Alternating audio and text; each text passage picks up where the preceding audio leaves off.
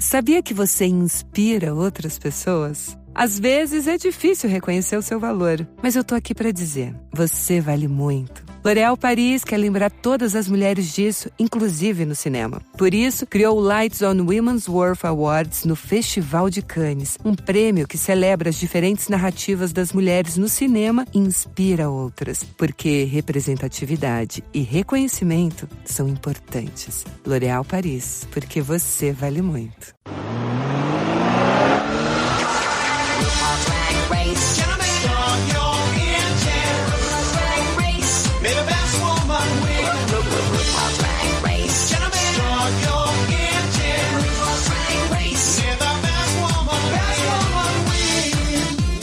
Welcome to the RuPaul's Drag Race recap show for Season 5, Episode 12, titled The Final Three Hunty, and Episode 14, titled Grand Finale. My name is Joe Betance, and I am joined, as always, by one effervescent co-host. From the podcast Pod is my co-pilot. Please say... I smoke 80 packs of Virginia Slims every day. To Taylor... To Taylor, the Latte Boy. Hello, Taylor, the Latte Boy. Hello, Joe Betance. How are you? Good. How are you doing? You know, this is for the final episode of this season 5 season that we've been doing a recap of. What better way to do it than live on video? Tonight, it's just family. Tonight, it's just family. And by the way, guys, I had to deal with Grandma Taylor before this. Where he's like, well, I guess I'll never podcast again. I don't know how to use Google Chrome. Yeah, that's exactly what happened. That's exactly what happened. I want it noted for the record. I never lost my patience once. Oh, but there was verbally breathing. Out loud to you. I was like, there was breathing. Sitting here when you were doing the whole, try and figure it out. I'll call you back and hanging up on me. Words might have been used, not kind words might have been used to describe you, to describe this podcast, to describe everything about this. And I've been in a good mood for the last 15 minutes. I've been talking to the chat room and getting everybody all, wound up. And then you immediately talk about the fact that I was Grandma Taylor. Well, but now it's set up. I'm going to tell you something. Let's open up with, let me open up by doing something. I have to apologize, Taylor. As we know, I'm always right. But sometimes I can be wrong, and I'm man enough to admit it. We got an email from someone who works in the medical field, and on a previous episode, I think the previous episode, I said, I'm not really diabetic because blah-bitty blue-bitty blue, right? And she's like, bad news for you, you're diabetic. So I think anybody in this chat room right now watching you on video could tell that you're diabetic. Yeah. Anyone that could see that I need some sort of Spanx. Do they have upper chest Spanx, Taylor? Well, they have like binding for like lesbian, female like to male. Yeah. For female to male trans people, they have binding. They have things bind where they can hold breasts down. Yeah, I need one of those for this. Anyway, I need one just for everything. So I need to be mummified, pretty much. Well, I was seeing something about how James Corden doesn't like wearing Spanx, the male Spanx, and I was like, okay, that exists.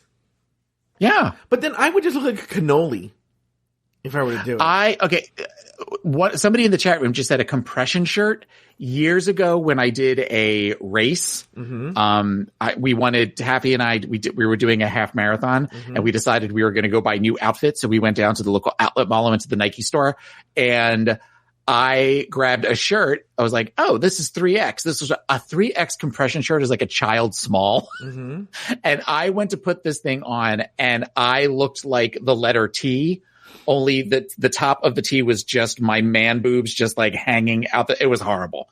It was painful and horrible. And eventually I just decided just to get a loose fitting, like dry wick shirt. You know what I should do for future videos is I have one of those like Middle Eastern big giant muumuus. I'm gonna start wearing. I'm gonna look like old Deuteronomy from Cats. Anyway, Taylor, one of the things. Drageronomy. Yeah, Drageronomy. Rudimonary. Yeah, and do you have any other ones? Euthymotary. So, anyway, Taylor, one of the things I want to talk to you on your Instagram, and I forgot to talk to you about this in private. So I thought I'd talk to you about this in public. You wrote on let me turn my phone over so I'm not distracted. You wrote on Instagram, went to a wedding and bumped into some fans, and then it was you sitting next to the person. Did I say fans? I don't know. Do you want No, to... I didn't say fan, did I? I don't know. Do you... That would be very presumptious of me. Do you want to talk about what happened? I don't understand your obsession with this. Mm-hmm.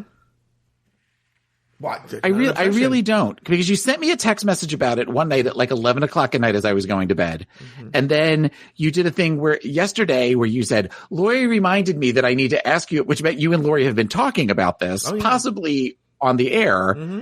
And I met some people. I met some people that listened to the show. But how did you know they listened to the show already, or they came up to you and they were like, No, we got there. We pulled up next to them. I was going to save this for Pot as my co-pilot this week, but that's fine. I'll tell the people. This doesn't come out to the general public for like months and months and months. I know, but still. So I saw them. It was just a couple of my age, a male couple of my age got out of the car next to us, and I didn't think anything of it. We grabbed our umbrella because it was rainy that day, and we walked in, and we were standing in line to sign the book, and the one guy got behind me in line while the other one went to go get seats. And I'm standing talking to my husband, and he says, the guy behind me says, I have to say hello to you. And I turn around, and because I've known my friend who got married for over 20 years, I figured it was somebody that maybe I knew from in my 20s and stuff. And he was just like, I'm a listener of the show. And I went, oh, thank you. And we just kind of got talking. Did he say which show? Maybe he was a Drag Race Recap fan. No, he said no, because we actually talked about Drag Race Recap at the luncheon. So, at the reception. Does he listen to that too? No, he doesn't listen to that, but he is a big fan of Drag Race. And I said, well, you should listen to Drag Race Recap. So he's a fan of, really well-informed shows, informative shows, and introspective shows. By the time people hear that joke, they're not going to know what you're talking about. Everyone listening, this Evan Ayres. So this Evan Ayres. Yeah, this Evan Ayres. He goes on a show that's on my network, and he says he's joking about season 4, and then they start talking about Race Chasers, which is completely fine. And he goes, by the way, guys, if you want to hear a show where the hosts have real insight into RuPaul's Drag Race, you need to listen to Insight. Why do I keep forgetting that word? Yeah. Insight. You need to listen to to Race Chasers. And I was like, wait, did we just get shaded on did I just get shaded on my own network? I thought about deleting it from the show, but I didn't. I kept it in there. No, because it's a that's amore moment where he just doesn't realize how simple he is. Yeah. So anyway, they sat in front of us at the wedding, which was a beautiful ceremony. And then who got married? Who got married? My very first boyfriend from when I was 19. Here's a real question. Okay, well, I would hope all of them are real questions. No, because sometimes they're not. But sometimes I'm like,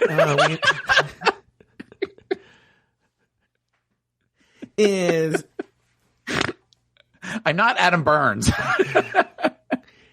When you're up there, do you ever think to yourself, I've had his penis in my mouth? No. I mean, I have had his penis in my mouth, but no, that never occurred. Okay, actually, let me rephrase that. When I graduated with my master's degree, I had a big thing at it was a gay Chinese restaurant. Oh, I had a big dinner. They're masturbating. Uh-huh. So, who's masturbating? Mike Lawson. One of my co-hosts who we claim has an Asian fetish. Right. And it was a place called Ho-Waz? Ho Windows or something. It was in Hyde Park. Anybody from Tampa knows that this is back in the 90s. And there were multiple people that went to this, male and female, that I thought I was sitting at the end of the table, and I thought to myself, I've seen, touched, or tasted most of you naked at some point or another. So, and that was kind of, I kept that to myself rather than announcing that as a thank you all for coming. Thank you all for celebrating me. I have fucked or been fucked by most of you at this table. So, do you ever go to events with Bobby Lou and that's the same case? Just Christmas this year at his family house. No, it's a joke. It's a joke. No, nobody. No, not really. It's it's I had a time in my life. Well, okay, technically when we go away with Rodan and Gambit, I've slept with 2 of the 3 other people because I sleep with my husband, and Rodan and I have had sex before. Oh my God. Why did I forget about your husband? I was like, you slept with Gambit? No. I've slept in the same room as Gambit. And then Gambit likes to videotape me snoring because apparently I sound like a wounded wildebeest laying Have you on the seen those Instagram ads for that new thing you can put in your mouth where like it will prevent you from snoring and sleep apnea? So it seems like a thing that kind of you put in and like this, you touch your under thing out. They're like so comfortable, but it looks so uncomfortable. I went through a phase of where I was so stressed out I was grinding my teeth, and I slept with one of those where you go to Target and you dip the thing in hot water and then you put it in your mouth but then it hardens and it actually hurts your teeth.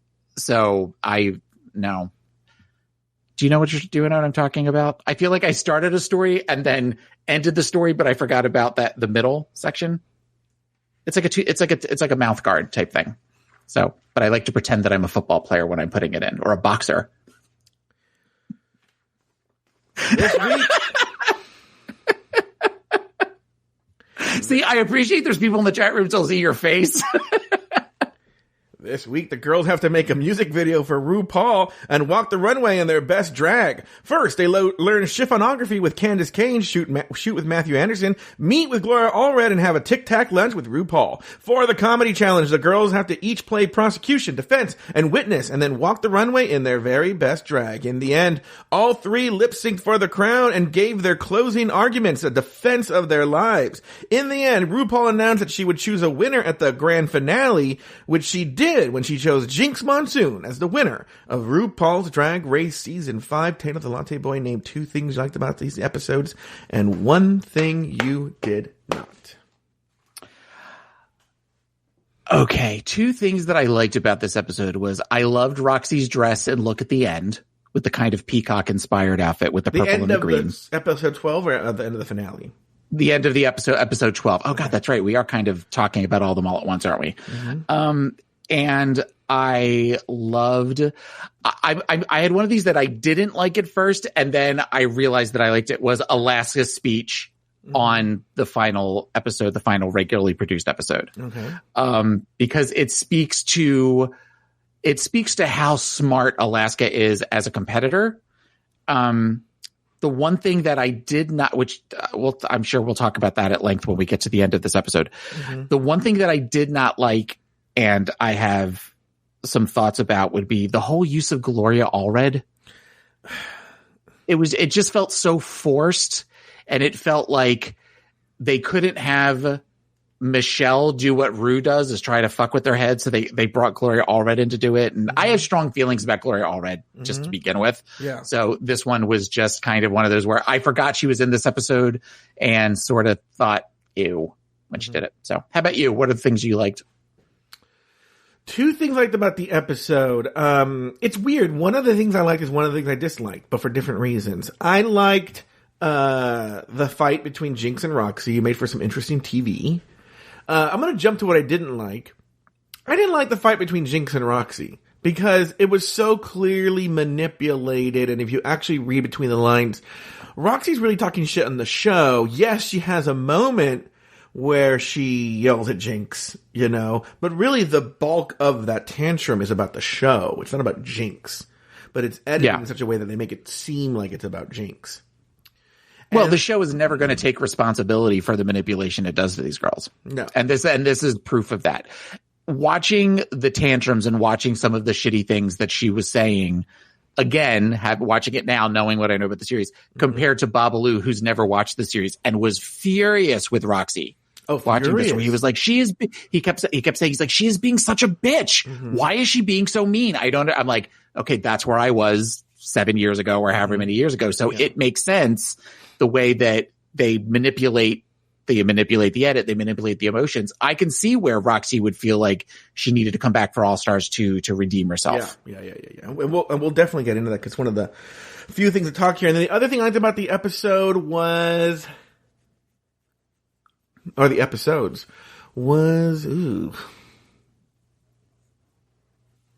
Gosh.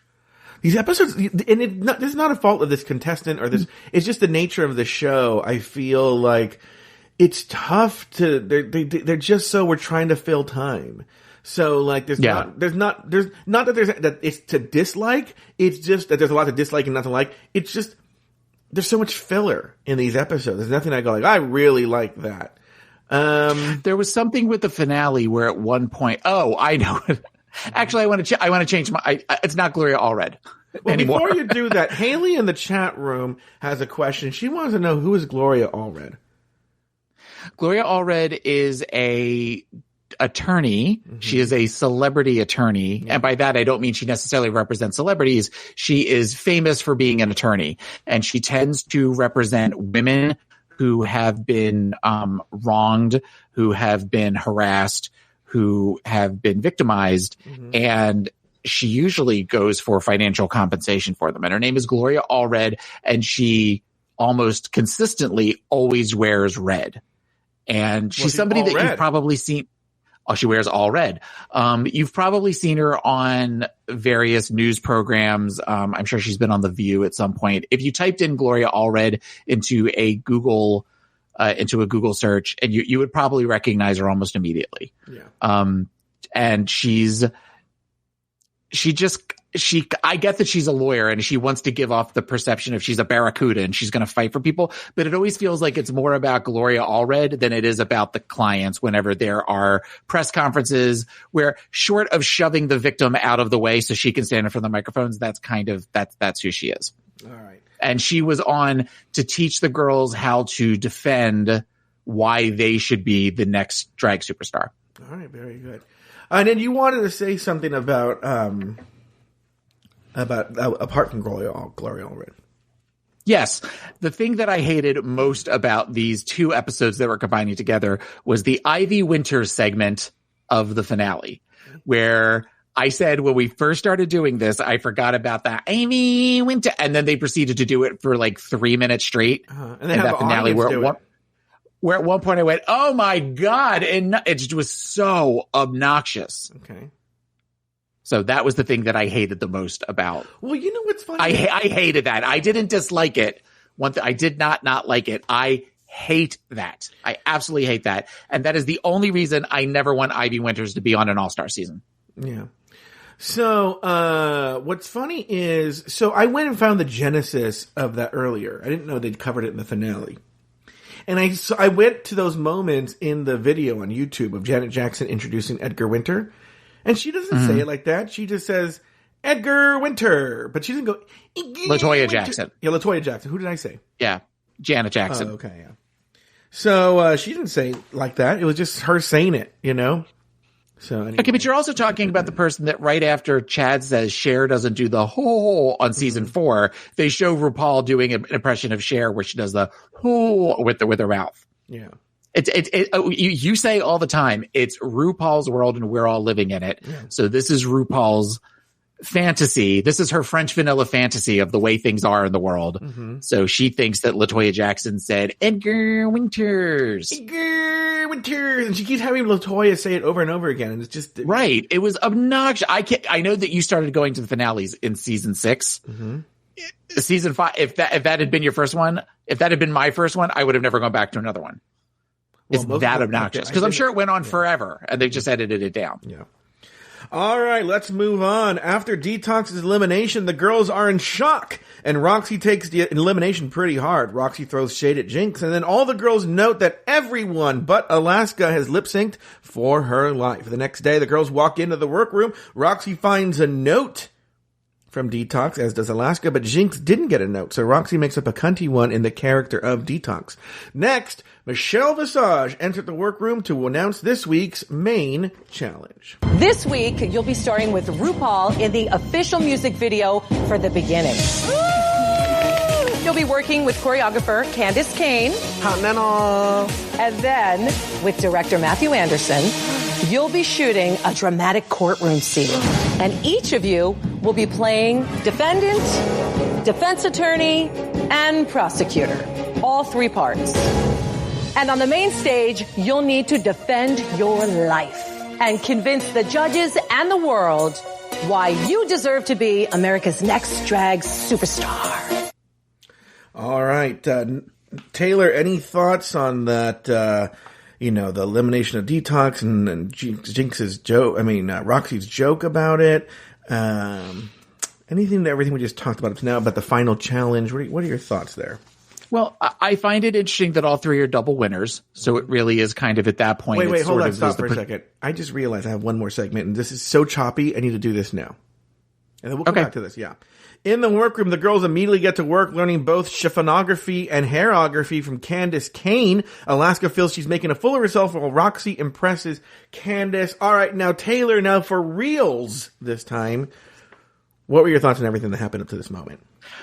Well, I thought it was interesting that all three were double winners at this point. So it really was sort of it really was kind of anybody's game at this point. You didn't know who was going to win because each of the three girls definitely brought something. When you get down to final three, or back when they did final three before they did final fours, there was always one that you kind of knew they're not going to, Yeah. An example from season 7 might be Pearl. Pearl kind of got by on the skin of her teeth. Yeah. I don't think anybody expected Courtney Act to be the winner. But then you have this season where Alaska, Roxy, and Jinx, all for completely different reasons, anybody could have made it. The one thing that I thought was interesting was Alaska at one point where they were talking about now Alaska sashay away. And she said, those are words you'll never hear. And that's true because even on All Stars, she made it all the way to be the winner of All Stars at that point. So I thought that was interesting. Another thing I wrote was Michelle's tits, Jesus Christ, because they were like they were up and out. And the whole thing with Candace Kane, who I wrote is so fucking gorgeous. She is so pretty. When you said choreography, people in the chat room could see I did rabbit ears I don't know that she's known to be a choreographer, but that's what they call her. That's what they call her, but that's what they call RuPaul a singer too. So, I'm wondering if Alaska's fuck ups, again, going back to that Alaska knowing the long game, I'm wondering if Alaska's fuck ups were self-produced. I kind of feel like there is a possibility that she was doing that knowing, because she's somebody who has been very strong up till this point, and to suddenly not get the choreography and to seem really confused by it. I think she realized at that point, especially when she was watching all of the Jinx and Roxy stuff, she needed something for storyline. And I would not be surprised if that was, in fact, if she was playing into that, so that way it looked even better when she was performing, because her final, the final dancing and everything did not seem bad at all. Well, that's why I'm saying I don't know if what I would argue, I don't know if it's necessarily Alaska, but a producer engineered thing where they realized, I'm sure there were moments where Jinx sort of fucked up or Roxy sort of messed up or fucked up. But they just decided to focus on the times that Alaska did and make it seem like she's flailing at the thing, and just tell, Candace, we need you to do a spot where you talk about Alaska wasn't really getting the chiffonography. Yeah. All right. Moving on. During the music video shoot, Jinx takes over. The girls lip sync at double speed, and Alaska's performance is awkward. In order to prepare their Defend Your Life speeches, the girls met with attorney Gloria Allred. Alaska tells us she has that star quality, but can't name her strengths. Roxy gets called out for giving pageant answers, and Jinx struggles to say anything negative about her competitors. During the Tic Tac lunch with RuPaul, Jinx wants to do drag on Broadway, and she feels her alcoholic mother created the character she is today. Alaska is afraid of dying, and Roxy has always been a competitive person and is proud to be the first big girl in the top 3. A lot to break down, and yet strangely nothing to break down all at the same time. Taylor, your thoughts on everything that happened in the music video shoot, Gloria Allred, the Tic Tac lunch, all that. Okay, number one. Yeah. That was not 1.5 speed on that song. No. When they played the song for them the first time, that was clearly 3 or 4 times the regular speed. Yeah. That just wanted to say that. Okay. Noted. Let's talk about Gloria Allred a little bit. Oh. Talk about her a little bit more. I guess the question that I have is, why do people, and I wrote this down, why do people with a passion and a desire to win need to be coached on saying why they have a passion for this and want to win? It just it felt so unnecessary. But don't you think that's kind of why in a couple seasons, season 7, is they go to the what would, Alaska say to little Justin thing, because they realize it's like, why do you want to be America's Next Drag Superstar? It's just like, bitch, because I want $100,000. Because I just want somebody to say that. I want somebody to look RuPaul dead in the eye at some point and go, I just want $100,000. I feel RuPaul, I don't know if RuPaul the TV character would, but I feel RuPaul the person would totally understand that and be like, yeah, gotta get that coin, Hunty. But I think the person is all about that. But I don't know if the character is. So I guess it's for me, it sort of is one of these when you see some of the contestants who have gone on to win. I mean, the classic standby they always talk about is Bianca. Mm-hmm. I feel like that question, whether it's Gloria Allred telling them to do a speech, whether it's pageant answers or otherwise, whether it's what would Alaska say to Little Justin? Mm-hmm.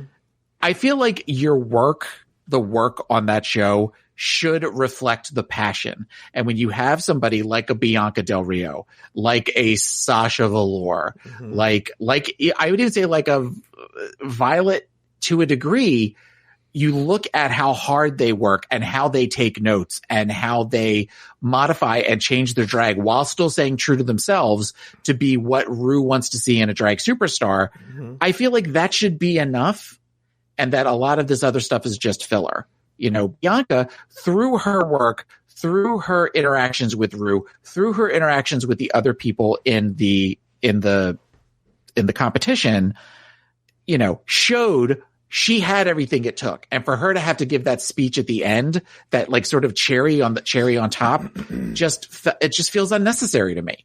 Mm-hmm. It feels forced. It feels fabricated. And I get the irony of that talking about this show, but it's just not something that I necessarily enjoy, especially when you have somebody who is trying to explain. And I will say this, I appreciate Roxy for as ugly as Roxy was through this episode, manipulated or not, when she was trying to explain the answer and Gloria was talking over where she was like, I'm getting to it. Like, bitch, slow down. Let me finish what I got to say. That seemed like a real moment in all of this, where she wanted to plead her case. Mm-hmm. All right, very good. I'm going to break this down in chapters. There's a music video. Okay. Again, the music video is, first of all, I don't think they really do the music video thing anymore. They haven't done it in a very long time. Since what, season 9, maybe? Season 8? No, maybe season 8? When they did the realness. I don't think they've done. I don't think they did in season 9. No, because they were doing lip sync for the crown. And there was a thing where like they would. No, that's not true. Well, they do the videos now. They do the ones on set, but it's like the weird on set thing. But what I'm talking about, it's not. There's a slight difference in that the thing now is that this is the cast of RuPaul's Drag Race making their own song and making a music video for it. What I'm talking about now is you are going to be in RuPaul's music video for The Realness or for Sissy That Walk or for, whatever crap song she has, right? Mm-hmm. And Sissy That Walk one's the only one that's genuinely good, actually. But the video? The video. That video is good. I'm trying to think of the other ones. The horrible one is Born Naked. Born Naked is a bad video. After Sissy That Walk is a really good video. After we're done recording the podcast version, I can share the screen here on Crowdcast. Uh-huh. We'll go through those music videos. But Taylor's like, oh God. Jesus Christ, I got so much to do. Do you really? What do you have to do? I have to do laundry and stuff. That's fine. Is it weird? I have other things I have to do. Look, I can't judge. You know what I have to do? I have to watch all the Oscar screeners. By the way, I'm not a voter, right? because I'm like, but I go like, I feel like I have to have watched all the Best Picture nominees before the Sunday. So I'm like trying to squeeze. I've gotten all the fun ones out of the way, and now I have to. I know you guys are listening to this in the future, so you know who wins. But I got to do Marriage Story. Ugh. Oh, I want to see Marriage Story. Well, yeah, it's called work for you. It's people fighting. It's people fighting about emotions. Yeah. That's porn to me. Yeah. I think I'm not going to do The Irishman. I'm not going to do The Irishman. Today I'm going to watch Little Women. Okay. And wasn't The Irishman like 4 hours long? Yeah. I can't. I just don't care enough about it. And I've had no one tell me, oh, The Irishman is so good, right? Yeah. So I'm going to do Marriage Story and Little Women today. Okay,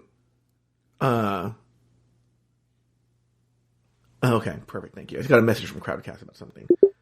Okay, thank you, Kate. Do you guys see that? No, but all of a sudden I heard a doot-doot. Yeah, because the crowd. I had sent Crowdcast a question. They were answering it right now. Shouldn't she see I'm on the air? On her Maybe service? she was excited about The Irishman and she wanted you to hear about it. Yeah.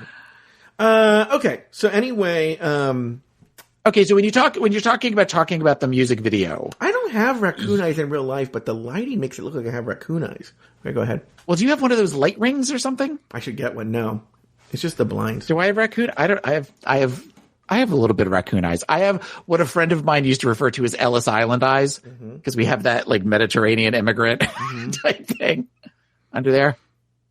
Yeah. So there's nothing I can do now. I just still look like a ghost. Cute though. I just look like a ghost. I will say, you know what? You're gonna like hearing me say this, Taylor. Yeah. For a fat, disgusting pig, I'm a pretty good-looking fat, disgusting pig. Progress. I'll take it. I'll take it. Anyway, just a little talk about this episode that I'm like, what's what we're talking about? Okay, Gloria Allred. Okay, but I have a question though. Yeah. When we're talking about the video, are we talking about the dancing segment of the video? Or are you talking about the acting part where they're in the courtroom? Oh, I'm talking about the music video itself, where it's just this dumb. I have to watch. Maybe we'll watch that video again at the end. It looks so dumb, them in the car and stuff like that. By the way, we have a question from Nicholas Alexander Springham here. He wants to know: does Roxy really count as a big girl? I think Roxy does count as a big girl because I think Roxy does a good job of accentuating the positive. But there are times, particularly she looked like she had gained some weight back for the finale. She looked a lot heavier. But I think that there are times where she's in some of these outfits where when she turns to the side, she was at that point a big girl. Yeah. She looked horrible in the finale. I was going to say, because I was waiting for you to stop talking, and You're such a dick. I was gonna say, all tea, no shade, but she was if she wasn't a big girl and seeing episode 12 and episode 14, she was definitely a big girl. So anyway, so yes, I would say she does, especially in the context of the show at that time. The big girls tended to be around her size, with the exception of like Stacey Lane Matthews. They all tended to be around her size. Only later they got bigger with like, and then Darian Lake came, and Darian Lake and Eureka and stuff like that. The biggest of all the girls that they've ever had. What do you kind of think? Eureka. Well, because Eureka's really tall. Eureka is like Lori. Eureka's essentially Lori Rockenkamp. Think about it.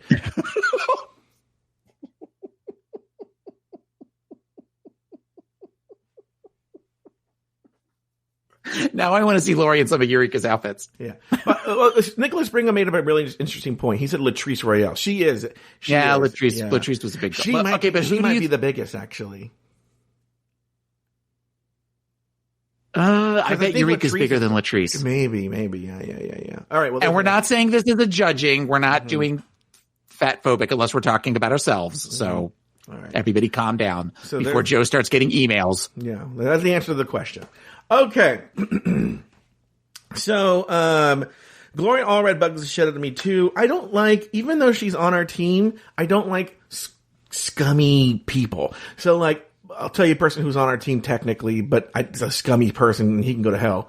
There's Michael Avenatti, right? Yeah. Anthony Weiner. Yeah. Like, ugh, no. No. Tic Tac Lunch. No. I'm so glad it's gone. Tic Tac Lunch. I will say that I did write down when Jinx was talking about the whole idea of like doing an older character, presenting as an older character. It reminded me a little bit of where she talked about the fact that maybe am I trying to work through some stuff. And it reminded me of psychodrama. Have you ever heard of psychodrama? No. I live it. Psychodrama is a intervention and a thing that you do, and you have to be trained in it. And I went to a class once and went with a friend of mine and said, well, I will never do that. But it is where you kind of do a play, or you do things that where you act as the various characters in a particular situation, where you will act as, if you're having trouble with, say, your mother, you would do a scene where you would do a scene with a therapist where you were working as playing the role of yourself, and you would also be playing the role of your mother.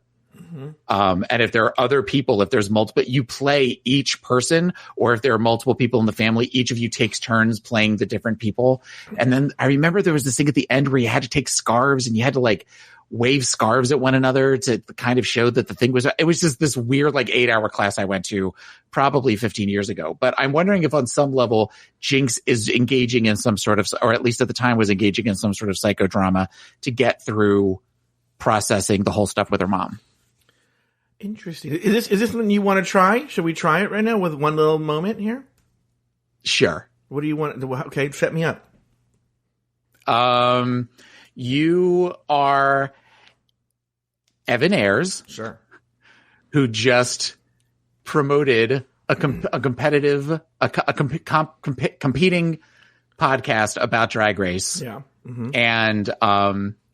And we're gonna go over your feelings about it. So I'm playing me first or Evan first? You're playing you first, okay, and then you're playing Evan, and then you're playing you again, and then you're playing Evan. Not like where you're saying the lines back and forth, but you are expressing your needs, and then you are playing Evan defending himself, and then you are playing Joe hearing the defense of himself, and then you were playing Evan playing Joe.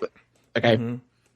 This is not what psychodrama completely is. So, okay. But this is the idea for it. Okay. So, and scene. All right, Evan. But we're going to assume, by the way, that this has just happened. We're in a break. Evan, did you seriously just promote Race Chaser on my own fucking network? Joe, honestly, fuck you. Evan.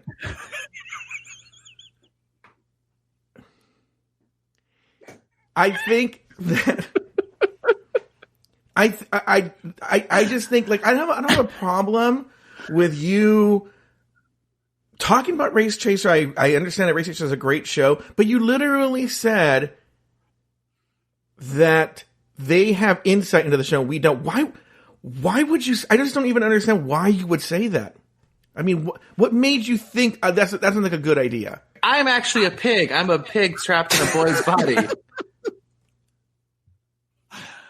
All right, you know what, Evan? You're fired.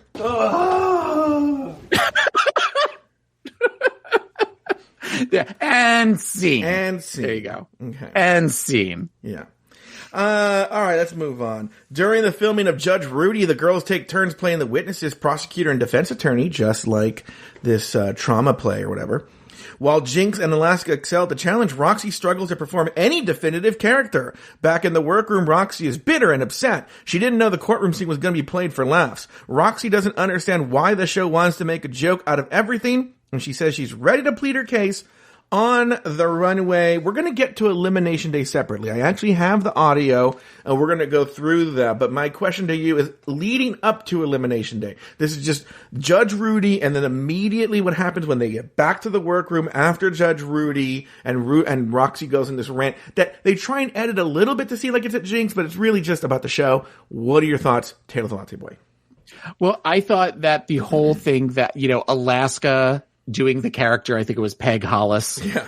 It was very funny. Yeah. And the fact that she came up with that as quickly as she did, and that Jinx came up with her character, it speaks to the whole pageant queen versus comedy queen thing. And it speaks to the intelligence, particularly of Alaska. Of Alaska. Sorry.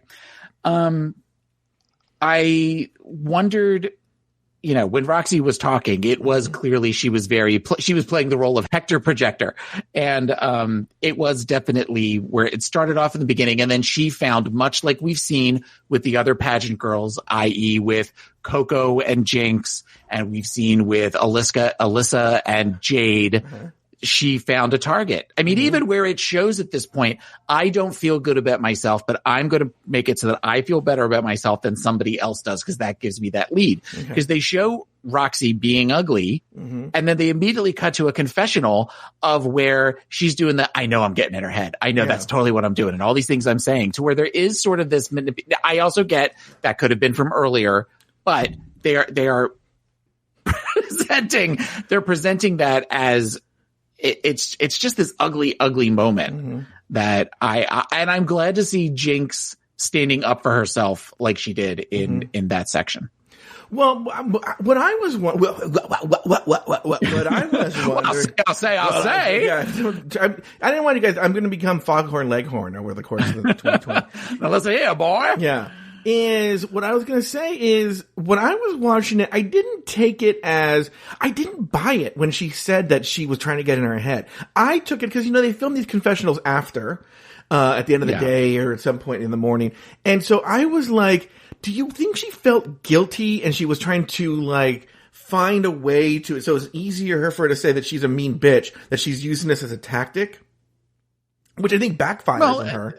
But I think this is the taste that is left in my mouth from Roxy. This was the last episode before the finale, and Roxy doesn't talk a lot in the finale. No. She sort of apologizes to Jinx, but it's at this point, this is really, and this might be why my feelings with Roxy resonated for as long as they did. This is really the last thing that we see of her at this point, because also, we're talking about episodes 12 and 14. There was an episode 13 of which they do a 5-minute untucked in the middle of that. That there isn't really anything afterwards where they're talking about their feelings and stuff. I know Roxy has the moment on the runway, but it's just this ugly and immature. The whole thing where she's blowing her hair and then she does the whole, I'm sorry, what did you say something? It's just very immature, very ugly. And it might have been that she had time to think about it and realize, okay, how is this going to look? And said, like what you're saying, I was just trying to get in her head. Yeah. I think she was at that stage, she thought it was smarter to play it as a tactic than to show that she, especially as a pageant girl, wouldn't ever want them to let him see her sweat. So she's going to try and manipulate it to I was just doing that on purpose. Because then she goes in the next and apologizes, but then it happens all over again. And I feel Alaska's helping her with that tactic when she says oh, these pageant girls. But we've never seen, they had a ton of pageant girls before and after this. Have any other girls done that? Alyssa kind of did it a little bit, I guess, but. Done what? Trying to get in the girls' heads and manipulate them and all that. Oh no, that's what Alyssa did through the entire season. Alyssa did that with Jinx. Alyssa did that with Coco. Alyssa did that with Jade. Where anytime that Alyssa, the one thing that we think about is the one untucked, where it was just Alyssa, Coco, and Jade in the room, and Coco and Jade started coming for Alyssa, and Alyssa got ugly with them. Sorry, I'm also gonna sit down now. I'm tired of standing. Go ahead. Okay. So, and I think that we saw that to some degree with Coco, where when pageant queens feel threatened, there seems to be their first reaction is to lash out at other people and to put the focus on someone else. I would say to some degree we've seen this with other queens in the past too, in other seasons. Like whom? I knew you were going to say that. God damn you. I don't know. All right, I feel like that's been the case. A Max, seu streaming queridinho, veio aqui no seu podcast pra saber. Você curte reality aventureiro ou prefere um conteúdo mais emocionante? Seja lá qual for seu preferido, tem na Max. Os realities que você ama, como Quilos Mortais, agora em versão 100% brasileira. E tem novidade, Sobrevivência Extrema vai ser o seu novo vício pra maratonar. Tem Largados e Pelados, Masterchef, Operação Fronteira e muito mais conteúdo brazuca pra ver.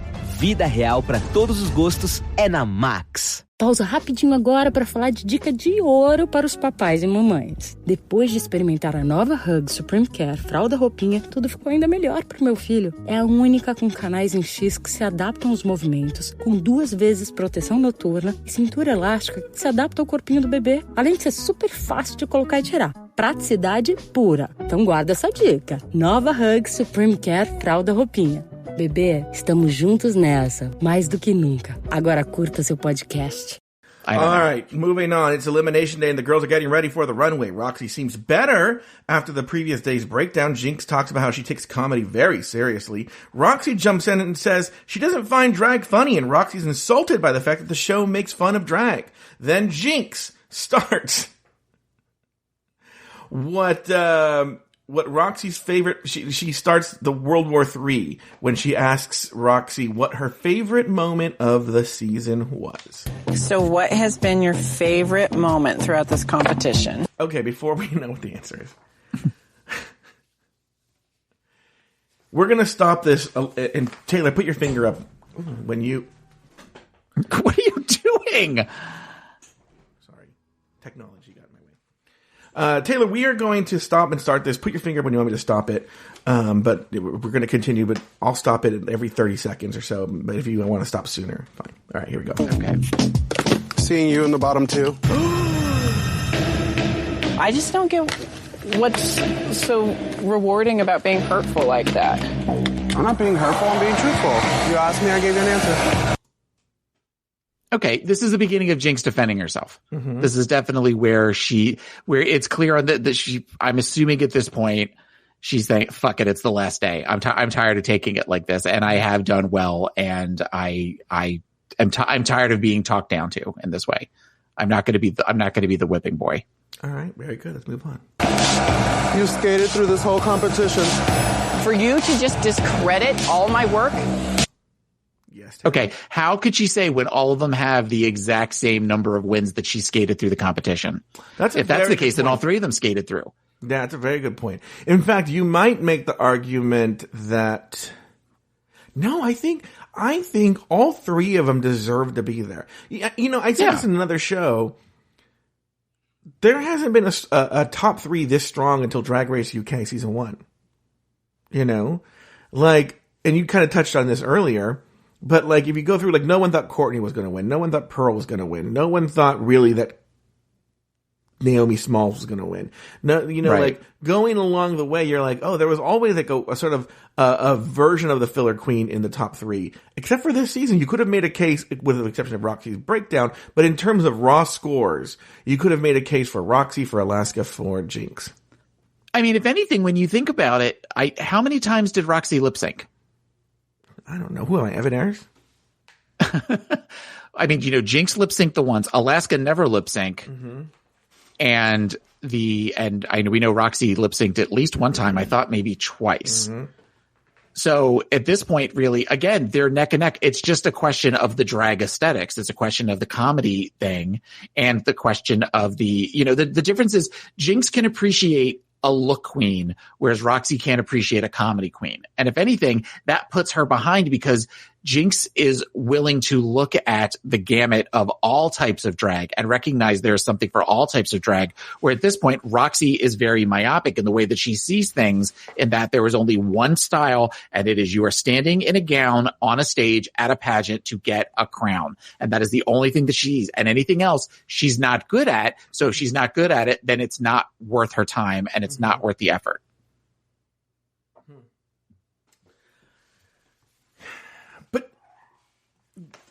My question to you is, with the exception of Sharon, don't you think Roxy has the evidence to feel that way on her side? But then I guess in season 4 they were kind of the show's always been sort of laughing at drag too. Yeah. So I don't know why Roxy all of a sudden is surprised by this.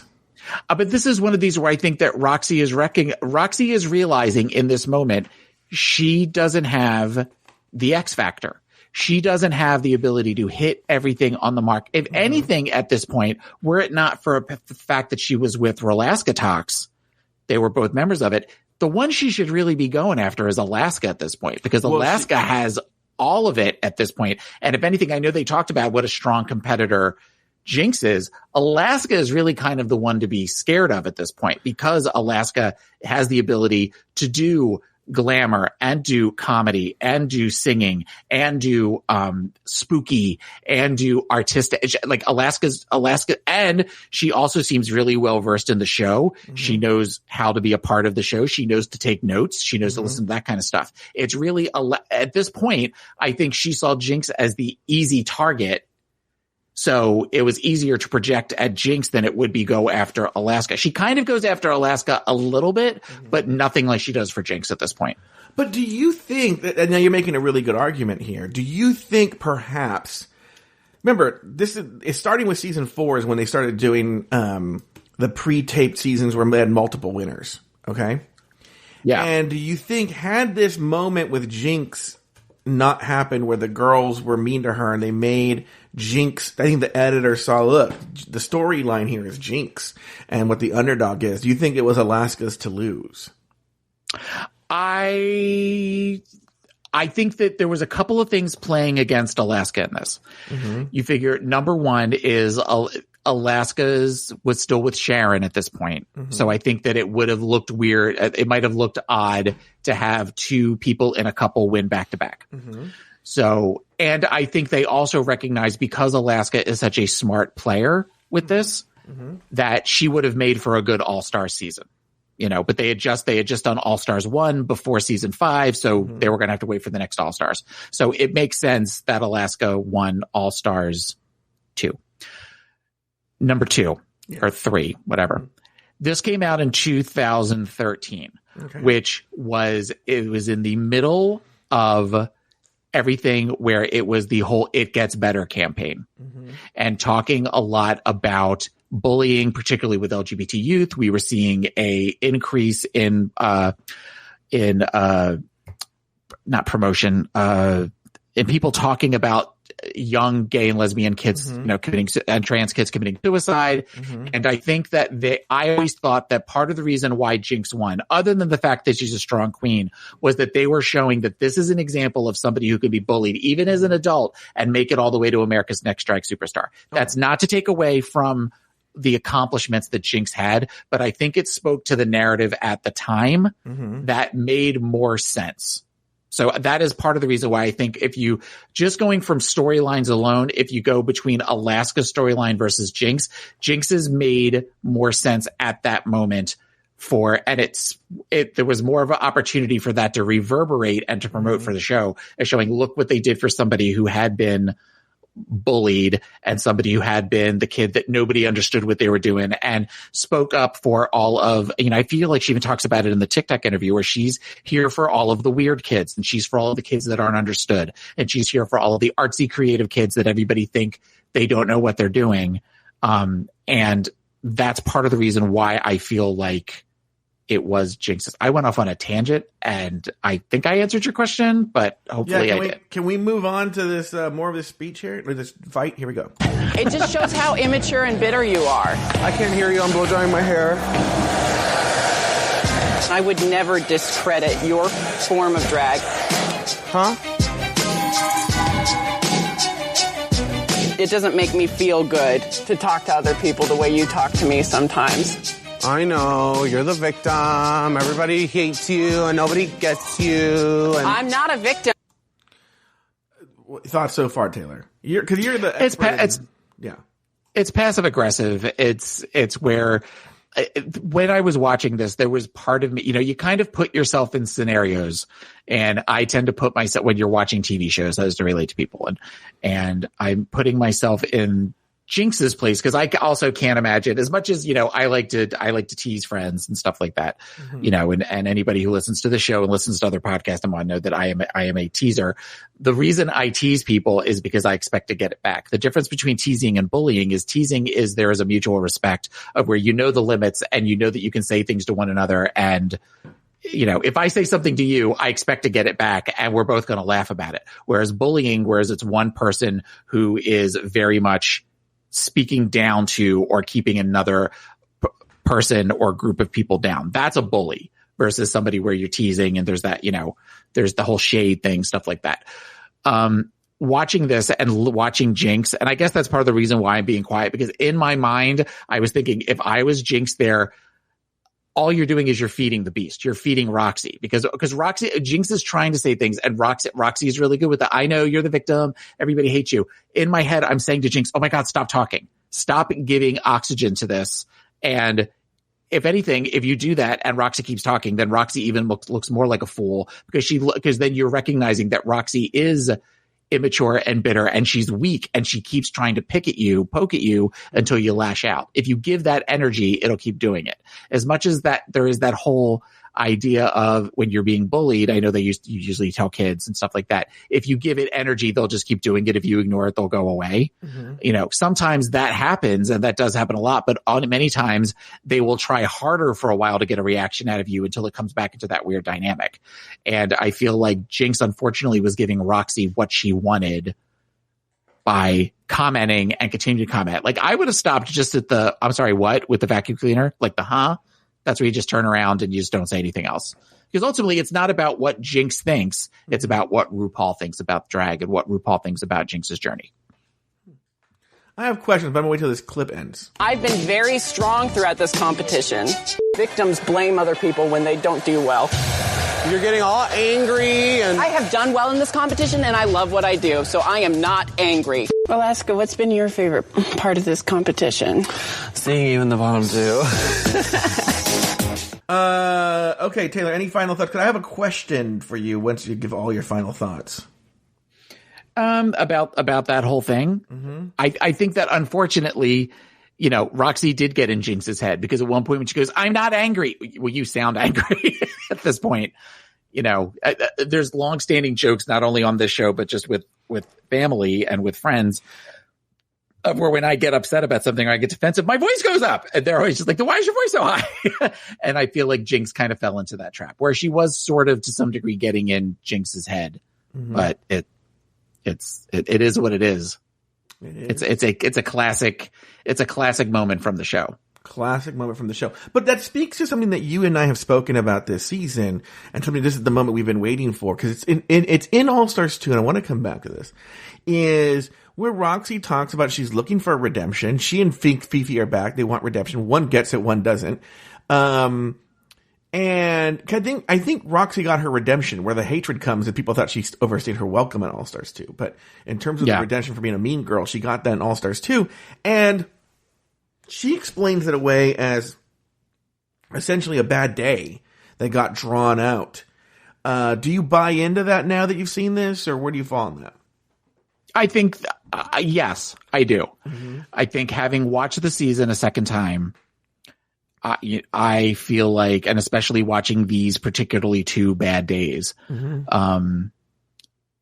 Or this bad day, or whatever it is you would call it, I think Roxy was coming to the realization that she was not going to win. Mm-hmm. When she comes to the realization that she has 2 super strong competitors that have most, if not all, of what Ru is looking for. Mm-hmm.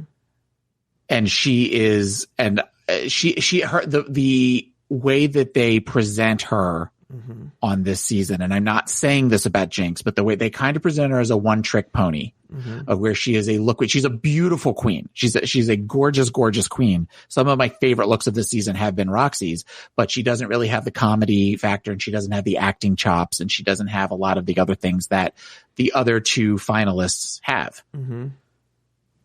I think that when you come to that realization and you are getting critiques, you're getting notes from Matthew saying that you're not really doing what they're looking for mm-hmm. in this final challenge, in the final courtroom challenge. Mm-hmm. And then you've got all night to sit in your hotel room by yourself and just replay the day over and over again. Mm-hmm. It makes sense that it would cling to you. It would definitely be something that you might not be able to escape those thoughts. All right. What are your thoughts? I think she had a bad day. Is that what we're talking about? Okay. I don't know. I do buy, look, I've talked about it before. It's a high pressure situation. It's and I think what happened was during Judge Rudy and realizing they're so close to the end and seeing Jinx and Alaska just crushing that challenge. The last challenge, Yeah. For all intents and purposes, as they go into the finale, and Roxy realizes then, I've lost this whole thing. And she's a pageant girl, and she's just pissed that now she has to go through the motions, even though she knows she's lost, that it's either going to be Jinx or it's going to be Alaska. By the way, let's talk about this since we're wrapping up the season, is this season finale, and I'm not talking about the actual season finale that we watched, but when they aired it in New York City. So this is like one of the most important live airings ever in the history of the show, because a couple of things happen on that live finale viewing. One, we'll just get this out of the way. Willem and Detox are super rude to Bianca and treat her like shit. Bianca was hosting the viewing party. Okay. And Bianca's talked about this, that Detox and Willem were super cunty to her and treated her like shit. And so she was like, okay, well, now I'm going to go on this fucking show. I'm going to win it. Right? And so the very next season, she wins it. Right? Right. Part 2 is, and you can see the video of this, Alaska has an epic meltdown when Jinx wins. When Jinx is crowned and they're there, she has an epic meltdown. She goes on the stage. She's drunk. She sings this song. Her mom has to like awkwardly pull her off the stage. I hear Race Chasers when they get to season 5. They have some pretty great insight into this competition. I can't hear. I think Alaska has talked about she's just a very poor loser. She's not a really good. She's super competitive. Yeah, and I think she even apologized to Jinx that night, but I think was mean to Jinx or something. Maybe people in the chat room know what I'm talking about, but yeah. So a lot happens in that viewing of this. So anyway, the point is, I was making is that Roxy just had a bad day. That Alaska realized she lost at the actual crowning. Roxy realized she lost while filming, and we get to see it on camera. No one, unless you go on YouTube and look for it, you don't see Alaska's meltdown. You don't see Alaska's meltdown until All Stars 2. And right. I was going to say when she thought she fucked it all up at the end. So she had her Roxy moment. She had her Roxy moment. There was something about that Rose Alaska Talks girls who they can be super cunty when they need to be cunty. Anyway, let's move on for this. We're already kind of running over time. Now, Taylor, it's time for the looks. The theme this week is very best drag. It's only 3 looks. They didn't do like a trip, like sometimes they'll do like each of the girls have to do another look or anything. They didn't do anything like that. What were your thoughts here? I thought Roxy, I loved that color combination, that deep blue purple with the lime green, and I like it's similar to the hair that Roxy, I'm talking about Roxy, that Roxy had in the beginning of the season, sort of, where it was that kind of bump it type thing, where it was this big swoopy hair that I just thought she looked beautiful. I was not a big fan of Jinx's look. And Alaska's, the more I looked at Alaska's, the more I loved it. I realized it was very editorial. Okay. It looked it was just a really neat look. And it reminded me kind of her alien look for All Stars 2. Okay. Where it sort of had that, what was the movie? Mars Attacks. It was sort of a combination of Mars Attacks and just the outright alien that she did. Okay. So I really liked that. But that was my thought on the looks. Did you have a favorite of the 3? Well, I'm trying to do an experiment right now, Taylor. I'll tell you what it is. I'm trying to go to the wiki just for future reference. Everyone should know this is sort of like an experimental episode that we're doing here. Because we're actually simulcasting this live. Okay. And I'm trying to get to, of course, every other season's been easy to get to, but now this one, I'm trying to get to the looks and see if we can show it on the screen and talk about it. You would think I'd be more adept at this. Okay, I'm at the play. Oh, here, you mean this right here? Okay, let's see here. I want everybody to see what we're talking about, and then we can see more what you're talking about. Okay. Here we go. Episode 12. All right, so let's look at Alaska. So the first one on here is Alaska. Let me see now. I gotta share my screen. Okay. Application. Put Helix videos away. Oh, Chrome tab. Okay. Oh, I like this. Okay. Sure. All right. Very good. So here is episode 12. Oh, yeah. So this is the Mars Attacks look you're talking about right here, right? Yeah. Yeah. Very Mars Attacks. I love the crazy updo, the kind of dried out, crunchy hair with the dress, and the fact that she's over accentuated the ass, something that she hasn't done. But I also love the fact that it's all white and all very pale colors, but that she has that dark, harsh makeup on. That I love the look. When she first came out, I thought, when she first is facing with her head down, I thought that's boring. But the more that I looked at it, the more you look around at it, you're like, this is kind of an awesome outfit. But when I saw it, weren't you thinking like she's avoided it all season, but here's her sharing needles? Well, I hadn't thought of it till right now, but yeah, maybe that is her way of showing that she can be just, whereas Sharon could do goth, but Sharon could also do glam. Maybe this was her way of kind of representing that as well. All right, very good. Let's go to the next look here. The next look is Jinx Monsoon. What were your thoughts here on Jinx Monsoon? Ooh. I thought it looked sort of to me like little girl who wants to pretend to be a mermaid princess. That was sort of the look I got with the weird shell headdress and the dress, which to me just looked very cheap. I didn't quite get all of the weird satin ruffles up at the top. It almost looked plastic to me.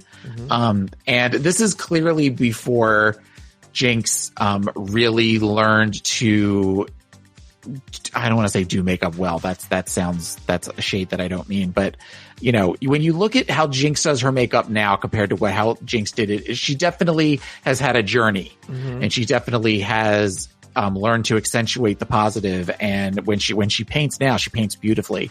This just it's not her strongest look. It's not something I would put out for best of show. Which I know is a dog thing, but it's not what I would do. I'll be honest with you, especially since it's the final going into the finale. I don't like this look at all. It's a boot. It's a boot. I don't like it. Yeah. But they were doing that thing where, remember on the final three, they always have to get positive. No one gets any negative critiques on the final episode. Right. Well, I feel like Michelle kind of read her a little bit. All right. About the dress. Very good. Finally, we have Roxy Andrews. Your thoughts here? I love this look. I like I said, I love the color of the purple with the green, that dark eggplant purple that's almost a blue. I love the dramatic sweeping hair. I think her face looks beautiful. I love the big earrings. I love that as a thick girl, she knows how to accentuate, and by that she's able to she's got her tits out and they look natural and beautiful, and she's just, everything about this is she's just beautiful in this. It's just so weird to see somebody so beautiful act so ugly 5 minutes before on your TV screen. You know, I like this outfit. It's a toot for me, but the category is very best drag, and I didn't get the impression that this was her best drag. I saw better from her this season.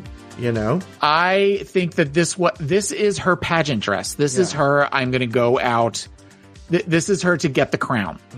I think that's where she was going with this, and this is something that you would see on a pageant girl who is, you know, for the finalist, you know, the winner of Miss Orlando at Large or whatever it is, you know, and this is the type of dress that you go out. You can't really do a lot in this, which is why I thought it was so interesting that they had the three of them lip sync for their lives in these dresses, because they couldn't really move around a lot like the girls usually do, especially for such a high dance song like The Beginning, which actually is one of my favorite RuPaul songs.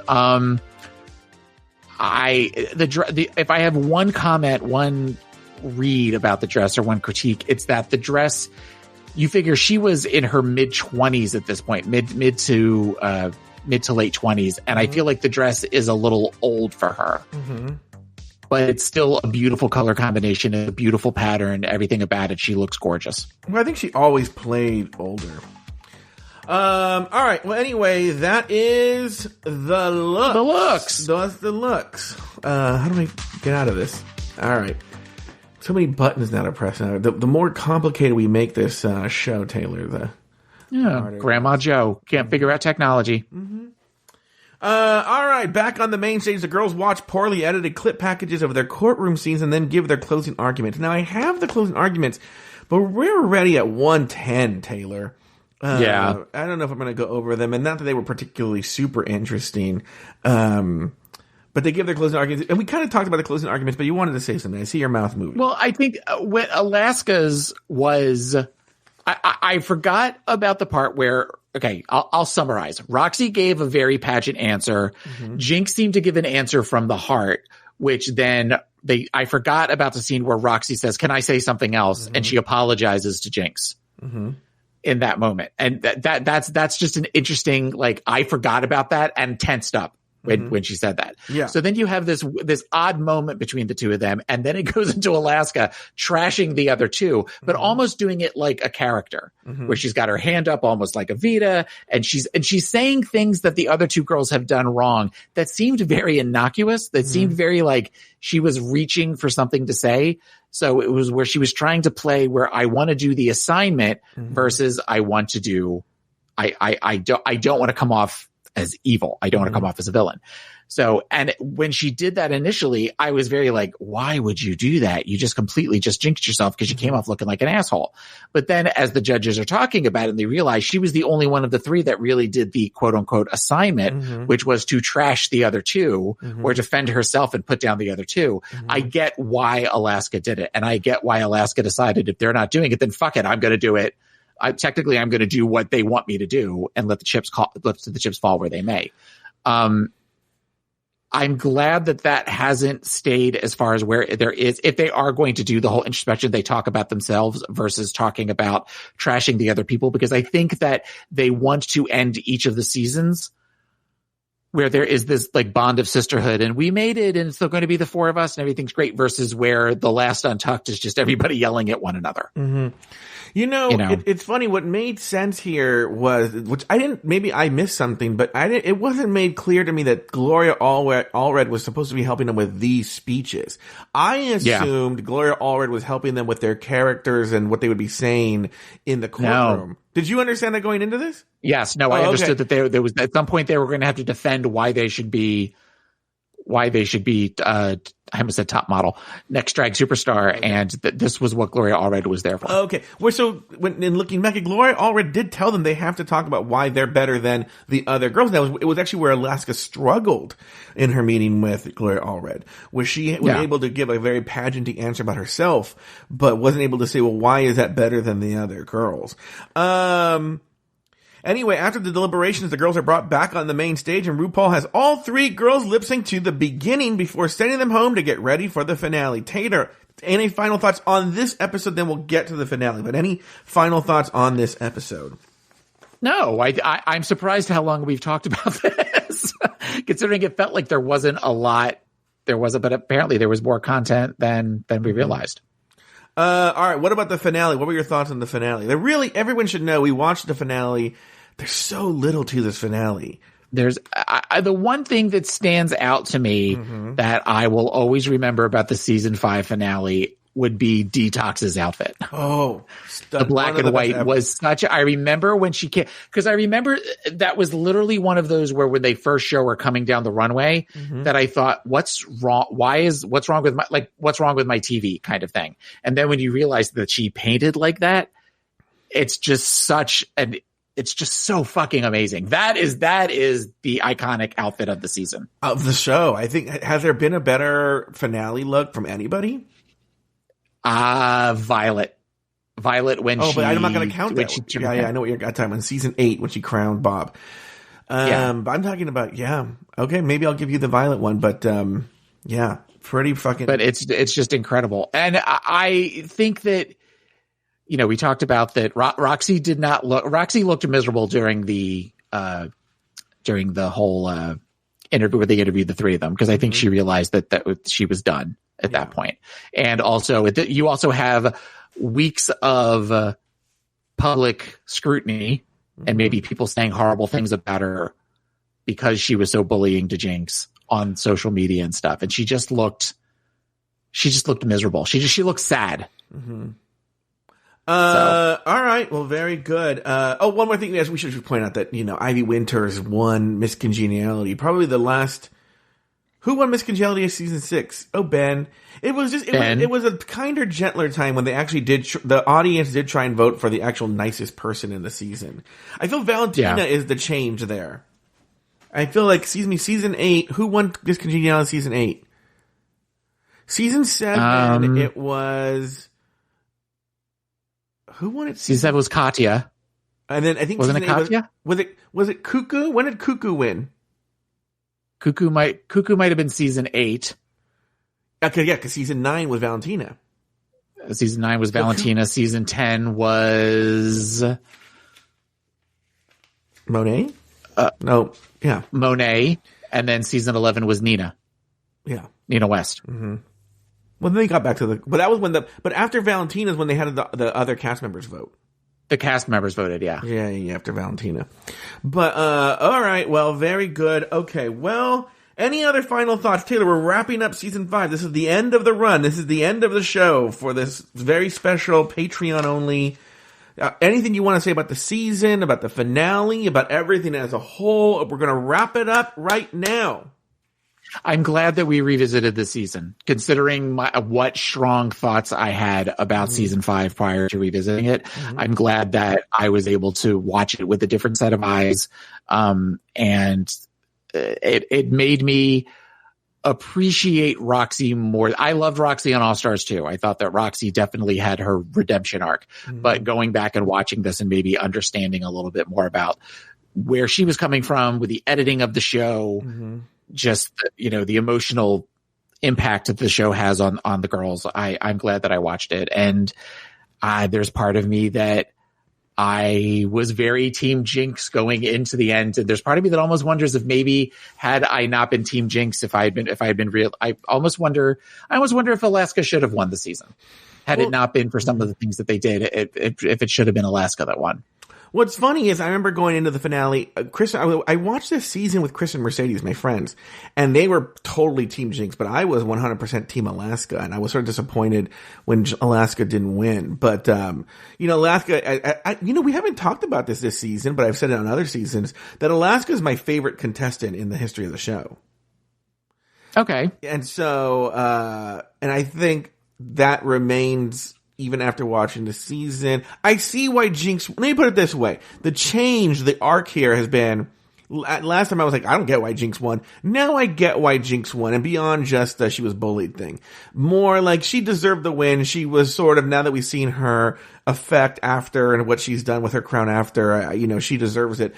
But at the time I didn't get it, so I think I've seen that. But I still think, Alaska deserved that crown too. Not to take away from Jinx. But no, and I want to make sure that I don't think that the only reason Jinx got the crown was the bullying. You said it because she was bullying. Anyway. That's exactly what I said. Mm-hmm. But I do think that Alaska, or maybe not so much Alaska, especially if you're saying the reaction that she had when she didn't win that night, but I wonder if the producers kind of knew, as we talk about now with different girls, where they go, well, she's an all-star girl. Mm-hmm. And I wonder if they knew at some point they had just done All-Stars 1, and they have to know somewhere down the line, if the show is staying where it is, that there's going to be an All-Stars 2 at that point. And if that would be, we have to invite Alaska back for that. Mm-hmm. Like, even though they gave it to Jinx, I can't see Jinx in I couldn't imagine Jinx replacing Alaska for All Stars 2. Mm-hmm. Whereas I think maybe they could have seen the long game with that and figured Alaska will be just fine. All right.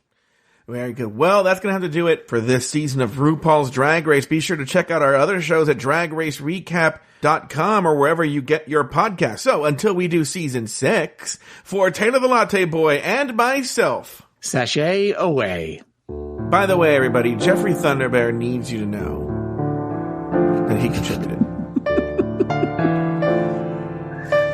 Thank you for listening to RuPaul's Drag Race Recap. Have something to say? Email us at dragracerecap@gmail.com. Follow us on Twitter and Instagram at Drag Race Recap. Our Instagram account is managed by Steven Starling. You can also follow us on Facebook at facebook.com/dragracerecap. If you want access to more Drag Race content and other Afterthought Media shows, support us on Patreon at patreon.com/afterthoughtmedia. You can follow Taylor the Latte Boy on Twitter and Instagram at PIMCTaylor. Follow Joe Betance on Twitter and Instagram at Joe Betance. That's JoeBetance. The theme song was written by Lucian Piani and arranged and performed by Alex Lefebvre. This podcast was made possible by the following exclusive tier Patreon supporters: Nicholas Springham, Katie Whitmire, April Pacheco, Dean UK, Melissa Payton, Nikki Baker, Devin McKay, The State of Bree, Robert NYC, Rachel J, AJ Norris, Richard C, Common Cool, Humble Pie, J. Thomas Plank, Luke Stamen, Sermet Smith, Travis Potter, Jesse Harris, John J, Jimmy Kilbasa, Pedro SF, Ginger Biscuit, Jesse Lozano, Parker Elliott, Lauren Eckert, Jordan Darling, Haley Slans and her mom, Sandy Romero's Ruiz, and Eve A. Adams. RuPaul's Drag Race Recap is an Afterthought Media podcast.